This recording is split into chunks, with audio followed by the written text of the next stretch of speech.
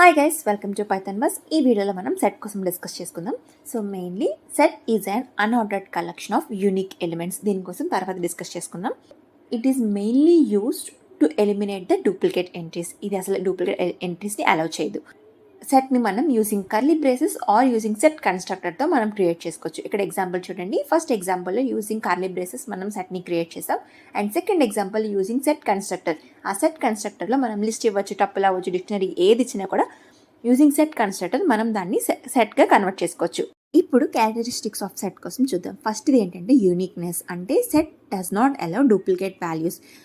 ఇక్కడ ఎగ్జాంపుల్ చూడండి. S1లో 1 2 హెలో అనేది రిపీట్ చేశాను కదా. నెక్స్ట్ నేను ప్రింట్ చేసినప్పుడు ఆ డూప్లికేట్ వాల్యూస్ అని రిమూవ్ చేసేసి ఓన్లీ యూనిక్ వాల్యూస్ మనకి ప్రింట్ చేసింది. సో సెట్లో డూప్లికేట్ వాల్యూస్ని అలౌ చేయదు. అండ్ నెక్స్ట్ వన్ ఏంటంటే set is an unordered collection. అంటే ఏ ఆర్డర్లో మనం ఇస్తామో మనం మళ్ళీ ప్రింట్ చేసినప్పుడు మనకు ఆ ఆర్డర్లో రాదు. అందుకే మనకి సెట్లో ఇండెక్సింగ్, స్లైసింగ్ అనే కాన్సెప్ట్ ఉండదు. సో ఇక్కడ ఎగ్జాంపుల్ చూసారా, 1 3.4 హెలో ఆఫ్ ఫాల్స్ అని వాల్యూస్ ఇచ్చాను కదా. సో ప్రింట్ చేసినప్పుడు నేను ఏ ఆర్డర్లో ఇచ్చానో ఆ ఆర్డర్లో మాత్రం ప్రింట్ అవ్వలేదు, డిఫరెంట్గా ప్రింట్ అయింది కదా. So set is an unordered. And next ఏంటంటే set are mutable, set items are unchangeable. అంటే ఏంటంటే మనం ఒకసారి సెట్ క్రియేట్ చేసిన తర్వాత దాంట్లో ఎలిమెంట్స్ని మనం చేంజ్ చేయలేం. ఎందుకంటే దీంట్లో ఇండెక్సింగ్, స్లైసింగ్ కాన్సెప్ట్ ఉండదు. ఎందుకంటే set is an unordered collection కాబట్టి. బట్ సెట్లో ఏదైనా ఎలిమెంట్ని యాడ్ చేయొచ్చు, రిమూవ్ చేయొచ్చు యూజింగ్ సమ్ మెథడ్స్. సో ఇప్పుడు వరకు చెప్పినట్టు సెట్లో ఇండెక్సింగ్ కాన్సెప్ట్ లేదు కదా. బట్ దాంట్లో వాల్యూస్ని మనం యాక్సెస్ చేసుకోవాలి అంటే ఎలా? ఇక్కడ ఎగ్జాంపుల్ చూసేయండి. S1 అనే సెట్ తీసుకున్నాను. దీంట్లో ఆరెంజ్, యాపిల్, బనానా అనే వాల్యూస్ ఉన్నాయి.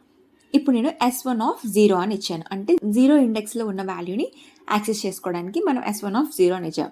బట్ దీంట్లో ఇండెక్సింగ్ కాన్సెప్ట్ లేదు కాబట్టి మనకి ఎర్రర్ వచ్చింది. యాజ్ సెట్ ఆబ్జెక్ట్ ఈజ్ సబ్స్క్రిప్టబుల్ అని. సో ఇప్పుడు వాల్యూస్ని యాక్సెస్ చేసుకోవాలంటే మనకి 2 వేస్ ఉన్నాయి. ఒకటి using looping concept and in operator. So first ఇది లూపింగ్ కాన్సెప్ట్ చూడండి. ఫర్ లూప్ చూడండి. నేను ఇంకా మన ఛానల్లో లూపింగ్ కాన్సెప్ట్ ఇంకా చెప్పలేదు, ఫర్దర్గా వీడియోస్ వస్తాయి. బట్ సింటాక్స్ చూసేయండి. ఫర్ ఎక్స్ ఇన్ S1 అంటే S1లో ఉన్న ఒక్కొక్క ఎలిమెంట్ని ఎక్స్ రీడ్ చేసుకుంటుంది అనమాట. అండ్ కిందన మనం ప్రింట్ ఎక్స్ అని ఇచ్చాం.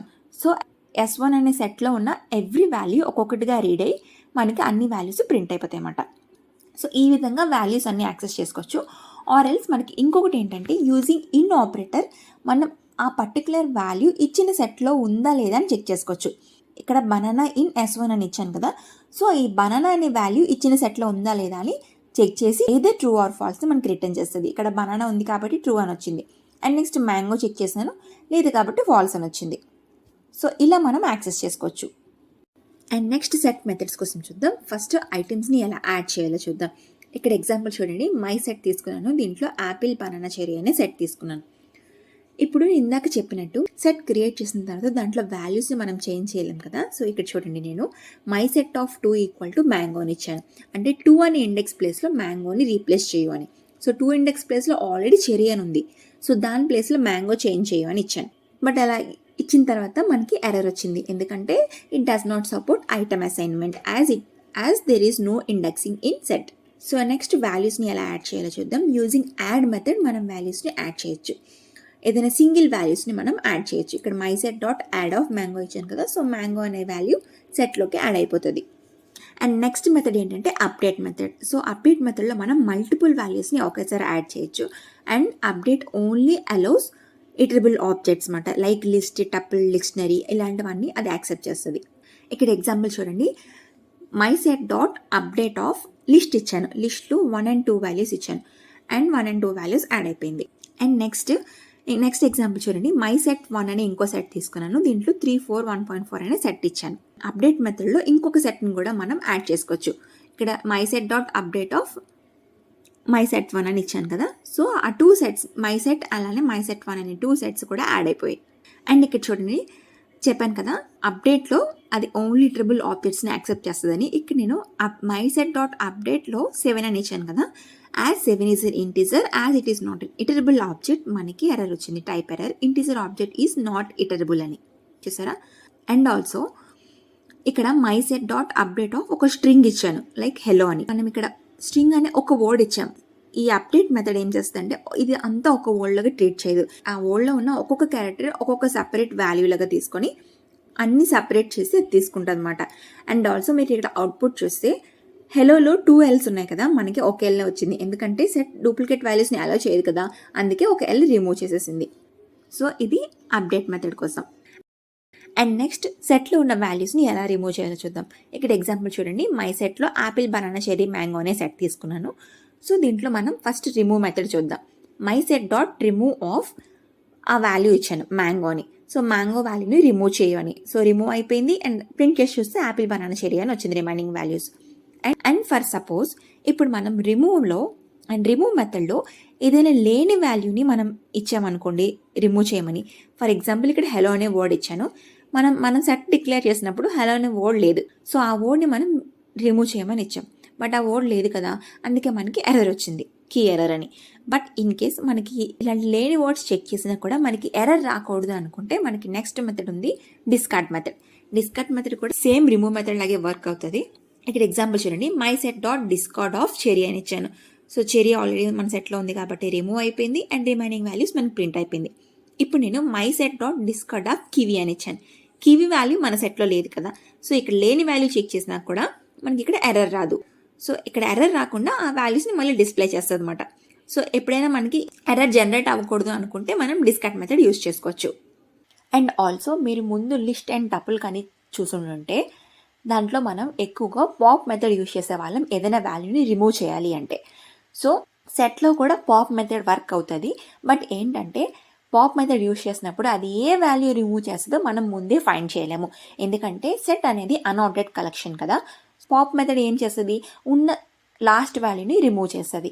సో ఇది అన్ఆర్డర్డ్ కలెక్షన్ కాబట్టి ఏ వాల్యూ లాస్ట్లోకి వస్తుందో మనకు తెలియదు. కాబట్టి మనం పాప్ మెథడ్ ఎగ్జిక్యూట్ చేసిన తర్వాత కింద డిస్ప్లే అవుతుంది ఏదైతే రిమూవ్ అయ్యిందో ఆ వాల్యూ. సో దాన్ని బట్టి ఏ వాల్యూ రిమూవ్ అయిందో మనం ఫైండ్ చేయగలం, కానీ ముందే మనం ఫైండ్ చేయలేం. కాబట్టి బెటర్ మనం పాప్ మెథడ్ సెట్లో యూజ్ చేయకపోవడమే బెటర్. బట్ ఏంటంటే వర్క్ అవుతుంది అని చెప్తున్నాను. And next clear and delete method. Same like before list and tuple లాగే ఒక లిస్ట్ తీసుకున్నాము. మై సెట్ డాట్ క్లియర్ అని ఇస్తే క్లియర్ మెథడ్ ఏం చేస్తుందంటే ఆ సెట్లో ఉన్న వాల్యూస్ అన్ని రిమూవ్ చేస్తుంది, బట్ సెట్ మాత్రం అలానే ఉంటుంది. అదే మనం డిలీట్ యూజ్ చేసామనుకోండి మొత్తం సెట్ అంతా డిలీట్ అయిపోతుంది. డిలీట్ ఆఫ్ మై సెట్ అని ఇచ్చాను కదా. సో ఇప్పుడు ఎక్స్ట్రా సెట్ చెక్ చేసి చూస్తే మనకి ఎర్రర్ వచ్చింది, ఎందుకంటే సెట్ అంతా డిలీట్ అయిపోయింది కాబట్టి. అండ్ నెక్స్ట్ సెట్ జాయిన్ కోసం చూద్దాం. First union method. ఇక్కడ 2 సెట్స్ తీసుకున్నాను, ఎక్స్ అండ్ వై. సో ఇక్కడ జెడ్ అనే ఇంకొక వేరియబుల్ తీసుకొని equals to X dot union of why అని ఇచ్చాను. ఇది ఏం చేస్తుందంటే ఎక్స్ అండ్ వై సెట్ని 2 యూనియన్ చేస్తుంది. అంటే 2 యాడ్ చేసి దాంట్లో ఉన్న డూప్లికేట్ ఎలిమెంట్స్ని రిమూవ్ చేసేస్తుంది. అండ్ దాంట్లో ఆ 2 సెట్లో ఉన్న యూనిక్ ఎలిమెంట్స్ అన్నీ కలిపి మనం ఇంకొక సెట్ లాగా ఫామ్ అయ్యి జెడ్లో స్టోర్ అవుతుంది అనమాట. సో ఇది యూనియన్. ఇక్కడ మనం నాట్ ఓన్లీ 2 సెట్స్ కాదు, మల్టిపుల్ సెట్స్ని కూడా మనం పాస్ చేయొచ్చు. ఫర్ ఎగ్జాంపుల్ ఇక్కడ XYZ అనే 3 సెట్స్ తీసుకున్నాం కదా, కింద XYZ equals to X dot union of Y comma Z. అలా మనం కామా ఇచ్చి యూజింగ్ కామాస్ మనం ఎన్ని సెట్నైనా మనం యూనియన్ చేసుకోవచ్చు. సో ఇక్కడ XYZ 3 సెట్స్ని యూనియన్ చేశాను. సో ఇందులో అన్నింటిలో ఉన్న యూనిక్ ఎలిమెంట్స్ అన్ని కలిపి ఒక సెట్ లాగా ఫామ్ అయ్యి XYZలో స్టోర్ అవుతుంది. ఆల్సో నాట్ ఓన్లీ సెట్సే కాదు, మనం ఏ ఇటరబుల్ ఆబ్జెక్ట్ అయినా మనం పాస్ చేయొచ్చు యూనియన్లో. ఇక్కడ ఎగ్జాంపుల్ చూడండి, ఇక్కడ ఎక్స్ డాట్ యూనియన్ ఆఫ్ ఒక లిస్ట్ని పాస్ చేస్తాను 1 2 3 4 అని. సో ఇలా అయినా కూడా సో ఎక్స్లో ఉన్న ABC అలానే ఇక్కడ 1 2 3 4 అనే 2 వాల్యూస్ని యాడ్ అయిపోయి మనకి ఇంకొక కొత్త సెట్ ఇస్తుంది అనమాట. అండ్ నెక్స్ట్ ఇంటర్సెక్షన్ మెథడ్ చూద్దాం. సో ఇక్కడ 2 సెట్స్ తీసుకున్నాను, ఎక్స్ అండ్ వై. సో ఇక్కడ జెడ్ అనే ఇంకో వేరియబుల్ తీసుకొని equals to X dot intersection of why అని ఇచ్చాం. ఈ రెండు ఏం చేస్తుందంటే ఎక్స్ అండ్ వై 2 సెట్స్లో ఏవైతే కామన్ వాల్యూస్ ఉన్నాయో అది ఒకటి డిస్ప్లే చేస్తుంది. ఇక్కడ యాపిల్ అనే ఒక వాల్యూ కామన్ ఉంది కదా XYలో, అందుకే మనకి యాపిల్ అని వచ్చింది. అండ్ నెక్స్ట్ వన్ ఏంటంటే ఇంటర్సెక్షన్ అప్డేట్. ఇదేంటంటే ఉన్న సెట్ని అప్డేట్ చేస్తుంది అనమాట. ఇక్కడ చూడండి, X dot intersection update of why అని ఇచ్చాం కదా. సో ఇప్పుడు ఎక్స్ అండ్ వైలో ఏది కామన్గా ఉంది, యాపిల్ కాబట్టి ఎక్స్లో ఓన్లీ యాపిల్ స్టోర్ అవుతుంది అనమాట. రిమైనింగ్ ఎలిమెంట్స్ అన్ని డిలీట్ అయిపోతాయి. అండ్ వైలో ఎలిమెంట్స్ మాత్రం అలానే ఉంటాయి, ఎందుకంటే మనం ఇక్కడ ఎక్స్ డాట్ ఇంటర్సెక్షన్ అప్డేట్ ఇచ్చాం కాబట్టి. అదే ఒకవేళ y dot intersection of update ఇచ్చామనుకోండి, వైలో ఓన్లీ యాపిల్ ప్రింట్ అవుతుంది, ఎక్స్లో ఎలిమెంట్స్ అన్నీ మాత్రం అలానే ఉంటాయి. అండ్ నెక్స్ట్ డిఫరెన్స్ మెథడ్ కోసం చూద్దాం. ఇక్కడ అగైన్ 2 సెట్స్ తీసుకున్నాను. సో ఇక్కడ ఇంకొక వేరియబుల్ తీసుకున్నాం, z equals to X dot difference of why అని ఇచ్చాం. సో ఇదేం చేస్తుందంటే కామన్ ఎలిమెంట్స్ కాకుండా, సో ఇక్కడ నేను ఎక్స్ డాట్ ఇచ్చాను కాబట్టి ఎక్స్లో అండ్ వైలో ఉన్న కామన్ ఎలిమెంట్స్ ఏంటి, యాపిల్, పైథాన్ అనేవి కామన్ ఎలిమెంట్స్ ఉన్నాయి. ఎక్స్లో ఉన్న వాల్యూస్, వైలో ఉన్న వాల్యూస్. లేని వాల్యూస్ ఏంటి, బనానా, చెరీ కాబట్టి మనకి జెడ్లో చెరీ, బనానా అని స్టోర్ అయింది. అదే for suppose z equals to y dot difference of an x ఇచ్చామనుకోండి, సో కామన్ ఎలిమెంట్స్ ఏమున్నాయి, యాపిల్ అండ్ పైథాన్ కదా. సో రిమైనింగ్ ఎలిమెంట్స్ ఏంటి, మ్యాంగోస్ అండ్ గ్రేప్స్ కాబట్టి వైలో మిగిలినవి. సో ఆ వైలో ఉన్న వాల్యూస్ అన్ని జెడ్లోకి స్టోర్ అయ్యి అది ప్రింట్ అవుతుంది. And next difference update. ఇది కూడా సేమ్ లైక్ డిఫరెన్స్ మెథడే, బట్ ఏంటంటే ఇది ఉన్న సెట్ని అప్డేట్ చేస్తుంది అనమాట, కొత్త సెట్లోకి స్టోర్ అవ్వదు. ఇక్కడ నేను X dot difference update of why అని ఇచ్చాను కదా. కామన్ ఎలిమెంట్స్ ఏంటి, యాపిల్, పైథాన్ అనే కామన్ ఎలిమెంట్స్ ఎక్స్లో ఉన్నవి డిలీట్ చేసి ఓన్లీ యూనిక్ ఎలిమెంట్స్ మనకి ఎక్స్లో ఉన్నవి అది డిస్ప్లే చేస్తుంది. అండ్ వైలో ఎలిమెంట్స్ మాత్రం సేమ్ అలానే ఉంటాయి. అదే for suppose y dot difference of x ఇచ్చామనుకోండి, వైలో ఉన్న కామన్ ఎలిమెంట్స్ని తీసేసి ఏవైతే యూనిక్ ఎలిమెంట్స్ ఉన్నాయో like grapes and mango, so అది వైలోకి అప్డేట్ అయిపోయి అది డిస్ప్లే చేస్తుంది అనమాట. And next is disjoint method. So ఇక్కడ అగైన్ 2 సెట్స్ తీసుకున్నాను, ఎక్స్ అండ్ వై. ఇక్కడ z equals to X dot is disjoint of why అని ఇచ్చాను కదా. సో ఇదేం చేస్తుందంటే ఇన్ కేస్ ఏవైనా ఎలిమెంట్స్ కామన్గా ఉన్నాయి అంటే ఆ 2 సెట్స్లో మనకి ఫాల్స్ అనిస్తుంది. అదే లేదనుకోండి ట్రూ అనేస్తుంది. కింద ఎగ్జాంపుల్ చూడండి, X and Y again 2 sets తీసుకున్నాను కదా. సో ఇక్కడ ఎక్స్లో ఉన్న ఎలిమెంట్స్ ఏవి కూడా వైలో కామన్గా లేవు కాబట్టి మనకి ట్రూ అని వచ్చింది. అండ్ నెక్స్ట్ మెథడ్ ఏంటంటే ఈ సబ్సెట్. అంటే ఏంటంటే ఇప్పుడు అగైన్ 2 సెట్స్ తీసుకున్నాను, ఎక్స్ అండ్ వై.